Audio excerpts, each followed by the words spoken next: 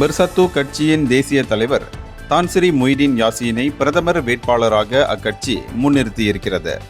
இதனைத் தொடர்ந்து பரிகாத்தான் நேஷனல் கூட்டணியில் இடம்பெற்றிருக்கும் பாஸ் கட்சி இது ஓர் அவசர முடிவு என்றும் நிதானமாக செயல்பட வேண்டும் என்றும் எச்சரித்திருக்கிறது.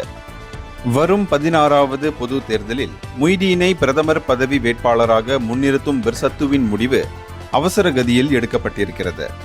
கூட்டணியில் இடம்பெற்றுள்ள உறுப்பு கட்சிகளுடன் முறையாக கலந்தாலோசனை செய்யாமல் முடிவு எடுக்கப்பட்டிருப்பது ஆரோக்கியமான செயல் அல்ல என்று பாஸ் பரிகாத்தான் நேஷனல் தேர்தல் இயக்குனர் டத்தோஸ்ரீ மொஹமட் சனுசினோர் எச்சரித்திருக்கிறார்.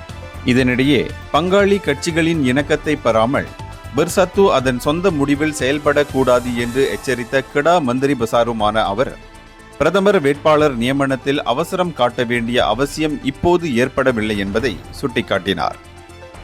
இதே கருத்தை தான்சிரி அன்வார் மூசா முன்வைத்து ஒவ்வொரு கட்சியையும் பலப்படுத்தி கூட்டணியின் நம்பிக்கையை வலுப்பெறச் செய்வதுதான் இப்போதுள்ள ஒரு மிகப்பெரிய சவால் என்று கூறியிருந்தார். இதனை மேற்கோளாக சுட்டிக்காட்டிய சனுசினோர் இன்றைய சூழ்நிலையில் அடுத்த பிரதமர் யார் என்பதை பரிந்துரைக்கும் திட்டத்தை ஒத்திவைக்கும்படி கேட்டுக்கொண்டார்.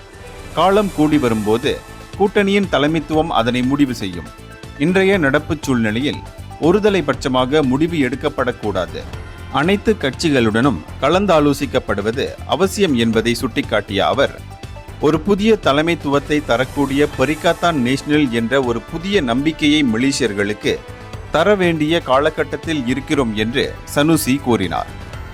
முன்னதாக ஷாலாமில் ஞாயிற்றுக்கிழமை நடைபெற்ற பெர்சத்து கட்சியின் 8வது ஆண்டு பொதுக்கூட்டத்தில் பேராளர்கள் பெர்சத்துவின் தேசிய தலைவராக மொய்தீனின் தலைமைத்துவத்திற்கு ஆதரவு தெரிவித்த அதே வேளையில் 16வது பொது தேர்தலை சந்திப்பதற்கு அவரை பிரதமர் வேட்பாளராகவும் அறிவித்தனர் என்று கட்சியின் தலைமைச் செயலாளர் டத்தோஸ்ரீ அஸ்மின் அலி கூறியிருந்தார்.